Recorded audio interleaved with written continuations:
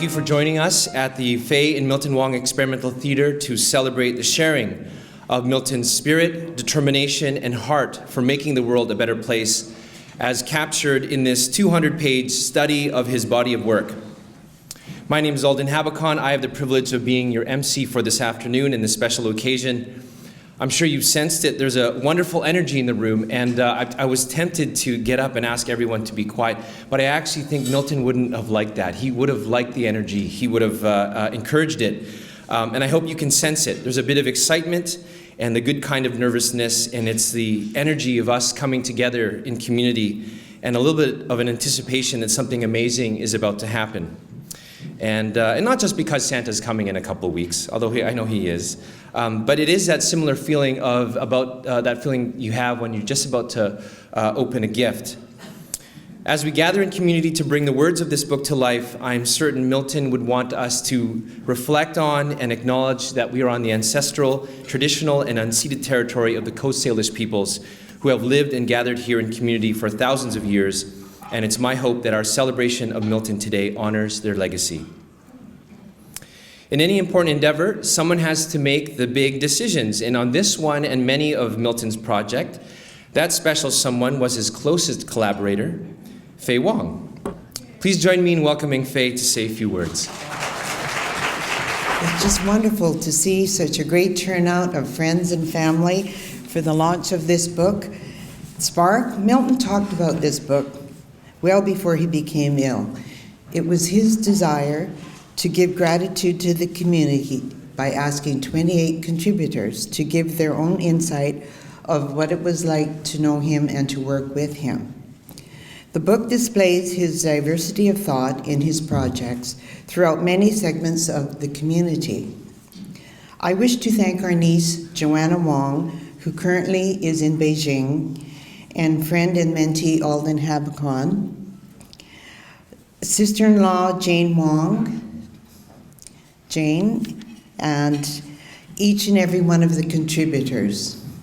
Written contributors, painted, photographed, carved, and created. And you'll see some of the works that are included, the works of art that are included in the book around the room. Thank you, Greystone Books, which includes Rob Sanders and his team, and especially our daughter Elizabeth for getting Spark published and printed. It was a huge challenge, and all of them worked very hard in their busy lives to produce this great book. Milton had a sparkle in his eye whenever he talked about a new idea or saw an inspirational work of art. If he saw a spark in you, he would find a way to help you grow your desire into a fire. He talked about the book well before he became sick. It was his idea, the book. During his last days in hospital, he asked Alden and Joanna to work quickly during his final weeks, as he knew he didn't have much time. This was his last project. They worked a few long nights and finally brought to him a printed cover and a mock-up of the book. He was so happy. This book is his lasting legacy. All of you are part of that. Milt knew and loved many people, and it was impossible to include everyone in the book. However, rest assured that you are in it, as when you read the book, you will likely find a common thread that you have experienced as well. Thank you to Simon Fraser, Michael Boucher, Director of Cultural Programs and Partnerships, for offering us this theater to be our venue for today. And we are backstage, but isn't this a lovely backstage? Have you noticed the portrait of Milton and myself in the lobby? This was commissioned by Andrew Petter, so make sure you have a look on your way out. And a big thank you to my other daughters, Andrea and Sarah, for their unwavering support always. Enjoy the book and enjoy the afternoon, and there's wine out in the lobby. I'm sure you can warm up with that. The proceeds of this book will go to the Fay and Milton Wong Family Foundation. You can read in the jacket of the book what the goals and purposes are for the foundation. I could say that we timed the planning of this launch just before Christmas. So do your shopping today. Cheers. Of all of us that have worked on Spark, no one person read and reread every part of this book as often as Faye did. And if you've had a chance to work with her, you'll know that she's really a wonderful pleasure to work with. And it becomes really clear to me how Milton was able to get so much done in a day. So thank you, Faye. When Milton first explained the idea of Spark to me, he was so reluctant to produce something that looked like him talking about himself. One of the things I so admired about Milton was that he was such a promoter of people. Didn't he just love talking about other people and their ideas? I know you know what I'm speaking of. In fact, that's how I first got to know many of you. But he was so shy to talk about himself. True to his spirit as the great promoter, he chose a handful of people closest to him and his diversity of work to tell us about him. And not in some self-aggrandizing way, but in a way that is revealing of the authenticity of his relationships. There are 30 stories, 5 speeches, most of which many of us have not ever heard, and 1 recipe for apple pie, which I hope everyone will try. They are all organized by theme, using some of his most used and distinct phrases as mantras of his philosophy of leadership. And one of the gems in this collection is a perspective of how to invest in people and their ideas, and to do so in such a way that sets them up for success. And one of those stories, as many of you know, is Nurse Next Door. Now, I'd be surprised if you knew Milton and did not know about Nurse Next Door. You ever been driven down the street and see this person wearing a sandwich board and they're holding some signage in their hand and they're waving at you? That was Milton for Nurse Next Door. I often was tempted to put Nurse Next Door onto the agenda of my meetings with Milton because I knew he was going to bring them up anyways. I might as well put it in there as a line item with an amount of time so we could get to the next thing. Nurse Next Door was co-founded by 2 business partners, Ken Sim and John DeHart, and the unwavering support of Milton, who was their initial investor and who served as their chairperson from its startup right until his passing. Reading from chapter 3, It's Not Just About the Money, is John DeHart, CEO of Nurse Next Door. Please join me in welcoming John DeHart. I knew Milton from the time I was a kid. My Uncle Bob was his business partner at MK Wong. When I was in college, I'd see Milton a couple of times over the summer. And then when I started working, we'd have dinners. At every encounter, Milton was there to share his insightful thoughts with me. I grew up in British Columbia, but I only moved back to Vancouver 11 years ago. And when I got here, the first person I called was Milton. I told Milt, I want to start to have a family here. I want to settle down. And I want to start a business in healthcare. As it turns out, Ken Sim had called Milton 3 days earlier, saying the exact same thing. Milton said to me, well, why don't you meet this young guy? He's really smart, and he just moved out here as well. Ken and I met the following week, and we hit it off. We started talking about different business plans for what eventually became Nurse Next Door. We went back to Milt to run our ideas by him. We wanted to start a company that took care of seniors in their homes, but we weren't doing anything new. We thought, well, maybe this isn't the right kind of business because it's not just that innovative. We figured if anybody in the country could tell us, you guys are on the wrong track or you guys are on the right path, it was Milton. He had the knowledge and wisdom to really understand what would influence our society over the next 25 years and what our country would need. So we went to Milt and we said, here's what we want to do. I thought he might laugh at us because we were presenting such a simple concept. I'd been in high tech before that. Ken had been an investment banker, and we didn't quite know how he would respond. But as soon as we started to tell him what we wanted to do and how we wanted to do it, he stopped, and he gave us this big thumbs up. He said, guys, we have to do this. And this was 3 minutes into the conversation. We hadn't started the company yet, and he became our chairman. So he became our chairman on the spot. So Ken, Milton, and I started Nurse Next Door together. Milton's business card actually read chairman and raving fan. He became our passionate admirer and partner in building the business. He mentored us and helped us grow what is today the largest national brand in our vertical. We take, and he took, a lot of pride in being thought leaders in senior home care in the country. Milton could be pretty far out there because he was a leading-edge thinker. Some of his ideas would be funny and even a little bit crazy.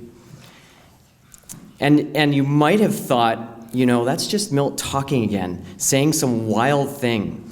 But he had this ability to think not just a few years ahead, but a generation ahead. He thought about how to shape our country, our society, not just our company and our personal lives. And that enabled us to really stay ahead of the curve. Milt was an incredibly curious person, and he used his curiosity better than anyone I've ever seen. He loved listening to and learning from people of all ages. He pulled information from everyone, and he was inspired by that. There's a poem on the front page of the Nurse Next Door brand guide that describes Nurse Next Door. Looking at it, it dawned on me that Milton had inspired our entire concept. If you replace she with he, it goes like this. He wears a smile like a favorite t-shirt. Like any great friend, he does what he says he's going to do. He's action, not talk. He's light on his toes. And he has a heart big enough to keep up a country's pulse. Infusing calm and order into this situation is like breathing to him. He likes clear conversations. He's a love bandit. And he cooks gourmet meals in his downtimes and dispenses them at random just because. Milt was our brand. He was Nurse Next Door. It's so touching to hear everyone speak the words in this. I've been working with the words for so long. It just has a different feeling to hear them actually spoken out by the people who've written them. As many of you know, Milton was a powerhouse speaker. He was that speaker people brought in to reach the unconverted. He was so highly respected and came with so much credibility across disciplines and silos that audiences really took his speeches very seriously, and he also took writing these speeches very seriously. He liked using these invitations, recognizing his position as an authoritative voice to introduce some big and often unsettling ideas. I often wished for recordings of these epic speeches that I often could not be at, that many of us would hear about from others as resonating with those who were initially the most resistant to change. So with that in mind, it only made sense for us to include a selection of his speeches in this book. In 2007, Milton asked me to help him with a speech for a conference called The Stranger Next Door, Making Diversity Work. Now, there's some obvious theme today around next door neighborhoodness. It was the annual summer conference for the Couchiching Institute on Public Affairs, and I know this speech because I was there with him. This was a rare occasion. He didn't take any of the ideas I shared with him. Instead, he didn't. He chose not to. Instead, he forced the conference to allow me to present another speech right after him. It's actually a conference planner's nightmare. So I listened to this speech while sitting on stage, trembling and attempting to settle my nervousness. And I'm so glad that the Wong family chose this speech to share with you today. Please join me in welcoming Milton's daughter, Sarah Wong, and reading an excerpt from Canadian-Style Multiculturalism. So when I lived at home, I remember my dad pacing back and forth in the living room, practicing his speeches over and over again. And it'd kind of get tiring for us, and I'd always tease him and tell him how to do it better. And now the joke's on me. So I will read you some parts of his speech called Canadian-Style Multiculturalism. When I first began to be intellectually preoccupied with multiculturalism, I was quite fascinated with the metaphor of the tapestry used to describe the Canadian model. And all these years later, I still think that metaphor works beautifully. We still receive 250,000 new immigrants every year. That's the highest immigration rate in the world, by the way, and we continue to add them to the tapestry. Their unique identities are what make the tapestry attractive in its entirety. Yet, we never fully lose sight of the individual strands. That's the beauty of it. We are, I believe, a resilient and vibrant nation because of our immigrants. Canadian multiculturalism has also been called a mosaic. Either way, it's about celebrating and protecting diversity in our society in a way that produces a harmonious and united result. You might wonder how multiculturalism is different from pluralism. another often discussed term. A standard definition for pluralism is this: a state or society in which members of diverse ethnic, racial, religious, or social groups maintain an autonomous participation in and development of their traditional culture or special interest within the confines of a common civilization. We could quibble over the subtle differences between multiculturalism and pluralism. Personally, I believe pluralism is more specific and less nebulous than what is implied by multiculturalism. Pluralism takes a stronger position. It clearly assigns diverse cultural groups autonomous identities to which they can adhere while at the same time living in agreement with some of the ground rules that describe Canadian citizenship. For some time now, I believe pluralism is the direction we've been taking in Canadian society, and I believe it's the right direction for Canada. I think that because of the increasingly global nature of our world, pluralism and sustainability may join hands to become the twin, central emerging common values that are capable of bringing peaceful unity to diverse communities. Because of the precarious state of our planet, it is quickly becoming apparent to people everywhere that a massive cooperative effort will be needed if we want to rescue our Earth from a devastating tipping point. We will need to put our differences aside and work towards a common purpose. That's why I feel that the challenge of saving the world from climate collapse and other environmental disasters has the potential to soften the cultural differences that once divided us.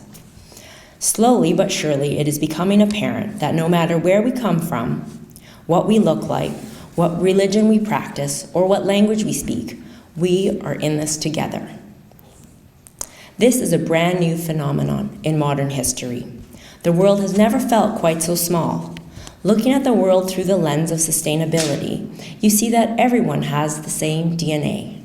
You realize suddenly that at the cellular level, we're all the same.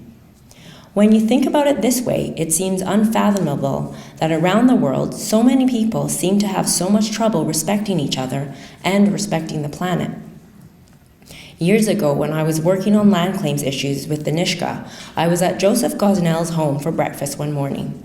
As chief negotiator for the Nisga'a people, Joseph was responsible for the signing of the historic Nisga'a Treaty in 1999.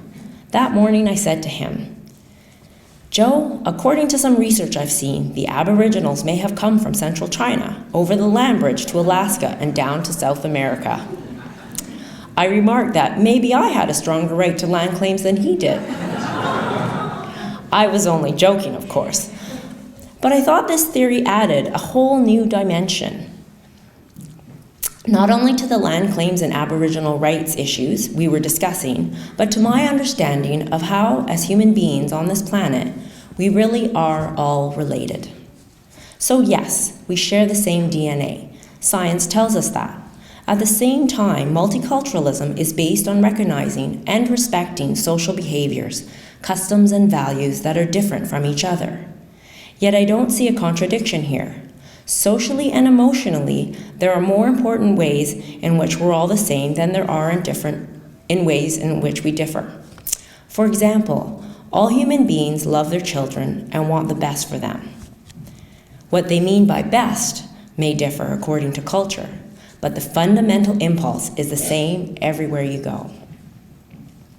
And increasingly, more of us around the world are recognizing the importance of sustainable living. It is an emerging common social value, one that I believe has the potential to unite us despite cultural differences. The need for us to work as a united global society towards a common goal, whose achievement will mean nothing less than the survival of our planet, may have a powerful harmonizing effect on the way we relate to each other.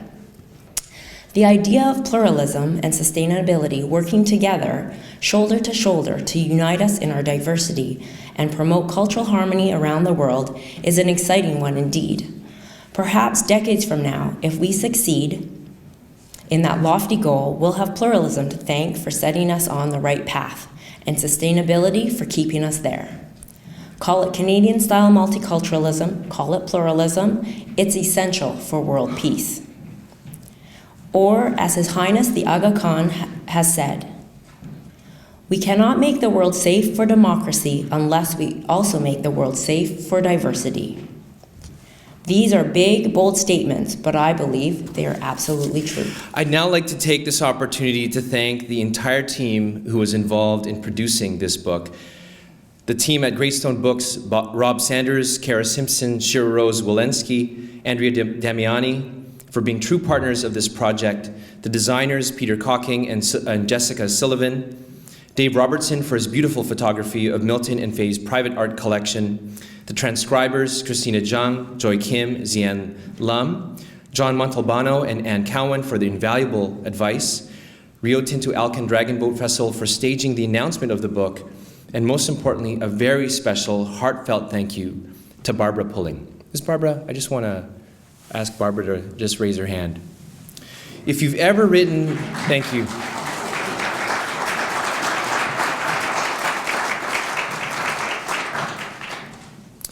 If you've ever written or worked on a book, you'll know that your editor is the special person that makes the difference of whether this book flies or not.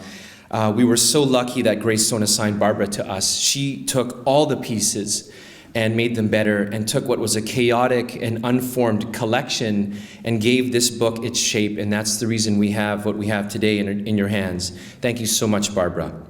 Please join me in thanking all the folks behind the scenes.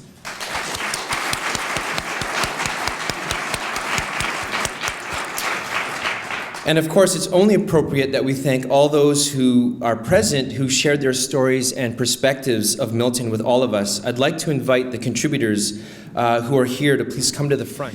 It was, in fact, your ideas that inspired Milton in the very first place, and because of that, we have this body of work to study.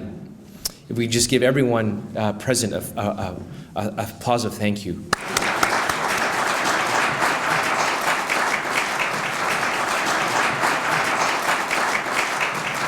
Milton worked very hard every day to connect all of us, and in some profound way, this book reminds us that we remain connected through Milton, but it's now on us. It's on us to keep these connections alive, and I'll admit it, it's going to require some effort and some intention. Otherwise, as we get busy in our lives, we know what happens. I hope this launch has inspired you to continue his work of connection, of changing the world, and to also inspire you to share this gift with the leaders and aspiring leaders in your life and work. We will need all your help in spreading the word. Again, on behalf of the Wong Family Foundation, and Greystone Books, thank you for joining us in the launch of Spark, the Inspiring Life and Legacy of Milton K Wong, and I hope you're able to stay for a little bit and to reconnect with one another and have your copies signed by Faye and all the contributors. I plan to have mine. Joanna Wong is here watching from Beijing. Her mom is holding a laptop, and she'll be here online to say hello. In closing, I'd like to invite Max Wyman to read a poem or an excerpt? A poem written by Rena Patrick entitled Brought to Quadra by Bluebacks. Milton Wong once told me how his eyes lit up seeing a school of bluebacks swim beneath the dock of a resort he was staying at while visiting Quadra Island years ago. That would spark up the chance to make it his own, build in its background the most fantastic home, walking around the trees in elegant magnificence, looking like a natural hillside from the air, grandeur without imposing, the design of a strong and gentle spirit.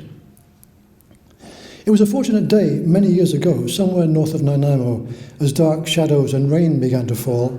He picked me up, hitchhiking, going to Harriet Bay, saying, "I own a resort right by there," where years later I would tie up at the dock, followed by crows and seagulls in a squawking, admiring flock, to regularly supply prawns for his family dinners, along with the garden at the top of the hill, grown organically, especially for them, right beside the campground where they allowed Cash Bailey a peaceful, pleasant home in the years of his decline.